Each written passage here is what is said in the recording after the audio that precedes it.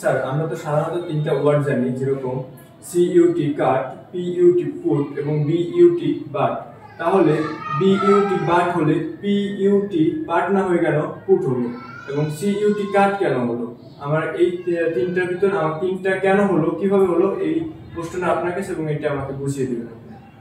খুবই ইন্টারেস্টিং। আমরা আসলে এই যে পিইউটি পুট, বিইউটি বাট এবং সিইউটি কাট আমরা কেন উচ্চারণ করি, এজন্যই জানতে হবে আমাদের সাউন্ড। আমরা আসলে সাধারণত লেটারের মাধ্যমে ইংরেজিটা শিখি, এই জন্যই কিন্তু আমরা সাউন্ডগুলো বুঝতে পারি না এবং আমরা উচ্চারণ কোনটা কি হবে এটা আমরা বুঝতে পারি না মূলত। এই জন্য আমাদেরকে সাউন্ড শিখতে হবে। এই পর্যায়ে আমি দেখাবো কিভাবে আমরা এই পিইউটি এবং বিইউটি, সিইউটি কাট, আমরা এই তিনটি ওয়ার্ডের সঠিক উচ্চারণ দেখাবো যে কেন এই উচ্চারণগুলো এভাবে হচ্ছে। অ্যাকচুয়ালি এর সমাধান করার জন্য আমাকে সাউন্ড শিখতে হবে। দেখো এখানে শর্ট ভাওয়েল নামে আমাদের যে চার্ট আছে, এটা যদি তুমি বুঝতে পারো সেক্ষেত্রে এই পুট কাট বাট এর সঠিক উচ্চারণ তুমি করতে পারবে সিম্বলের মাধ্যমে। সিম্বল শিখতে হবে আমাদের। লক্ষ্য করো এখানে উল্টা ভির মতো একটি সিম্বল আছে, যার উচ্চারণ হচ্ছে কি আ, এবং এখানে ইউর মতো যে সিম্বলটি রয়েছে তার উচ্চারণ হচ্ছে কি উ। যখন তুমি এই সিম্বলগুলো বুঝতে পারবে, তুমি লেটার না শিখে তুমি যদি সাউন্ড শেখো, সাউন্ড সিম্বল তুমি যদি শিখতে পারো, সেক্ষেত্রে তুমি এই পাট কাট বাট এর সঠিক উচ্চারণটা তুমি জানতে পারবে। ওকে, এবার তাহলে দেখো এখানে কি আছে, সিইউটি, হ্যাঁ সিইউটি, পিইউটি এবং বিইউটি।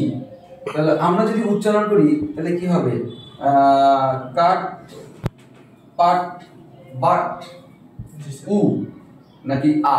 এখন আমরা একটু সিম্বলের দিকে লক্ষ্য করি। দেখো একটু সিম্বল দেখো, এখানে আছে কি কে আ চ, তার মানে এই স্ল্যাশের মাধ্যমে আমরা এর উচ্চারণটা কি, এখানে ইউর উচ্চারণ কি হচ্ছে আ, এখানে ইউর উচ্চারণ কি হচ্ছে আ। এবং পরবর্তী দেখো পা উ চ, তার মানে কি হচ্ছে পুট, উচ্চারণটা কি হচ্ছে পুট। এবং এখানে দেখো বি ইউ টি বা আ চ, তার উচ্চারণটা কি হচ্ছে বাট। তাহলে আমরা কি এখন বুঝতে পেরেছি কেন উচ্চারণটা পাট but cut?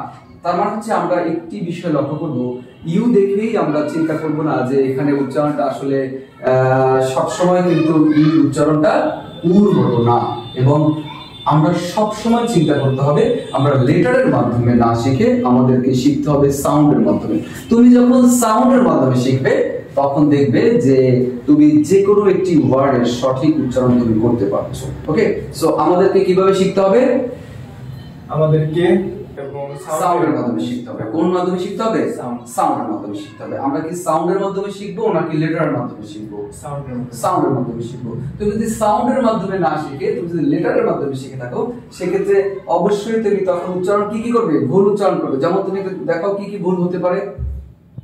CUET cut, BUT আমি এখানে বাট করতে পারতাম বা পাট করতে পারতাম, বিইউটি বাট এখানে আমি পুটের জায়গা থেকে আমার পাট শব্দটা চলে আসছে, পাট শব্দটা চলে আসতো, পাট চলে আসতো নাকি কি চলে আসতো? পাট। তার মানে হচ্ছে এই যে তিনটি ইউ আছে আমাদের, এই তিনটি ইউ আমাদের সিম্বলের মাধ্যমে যদি আমরা সাউন্ডের মাধ্যমে শিখি তাহলে আমরা সঠিক উচ্চারণ করতে পারবো। এই ধরনের অনেক ভুল আমাদের হচ্ছে উচ্চারণের ক্ষেত্রে, শুধুমাত্র আমরা এই লেটারের মাধ্যমে আমরা সাউন্ড আমরা করে থাকি, কিন্তু আমাদেরকে করতে হবে কি সাউন্ডের মাধ্যমে শিখতে হবে, সাউন্ডের মাধ্যমে শিখতে হবে। তাহলে এই ধরনের সমস্যা আমরা সমাধান করতে পারবো। ওকে, আমরা খুব ভালোভাবে জানি যে ইংরেজিতে সাউন্ড রয়েছে 44টি, এর মধ্যে ভাওয়েল সাউন্ড হচ্ছে 20টি এবং কনসোনান্ট সাউন্ড হচ্ছে 24টি। এই সাউন্ডগুলো, এই 44টি সাউন্ড যখন আমরা বুঝতে পারবো, ভাওয়েল সাউন্ড 20টি, কনসোনান্ট সাউন্ড 24টি, তখন আমরা সুন্দরভাবে বিদেশিদের মতো আমরা উচ্চারণ করে আমরা কথা বলতে পারবো এবং রিডিং এর ক্ষেত্রে আমাদের কোনো সমস্যা হবে না। সুতরাং গৌরদী স্পোকেন ক্লাব শেখাচ্ছে উচ্চারণের কোর্স। আপনারা সকলেই গৌরদী স্পোকেন ক্লাবে জয়েন করুন এবং আশা করি আপনি বিদেশিদের মতো উচ্চারণ করে কথা বলতে পারবেন এবং আপনার উচ্চারণগত যে কোনো ধরনের সমস্যার সমাধান করতে পারবেন। ধন্যবাদ সবাইকে, আমন্ত্রণ জানাচ্ছি গৌরদী স্পোকেন ক্লাবে। Thank you.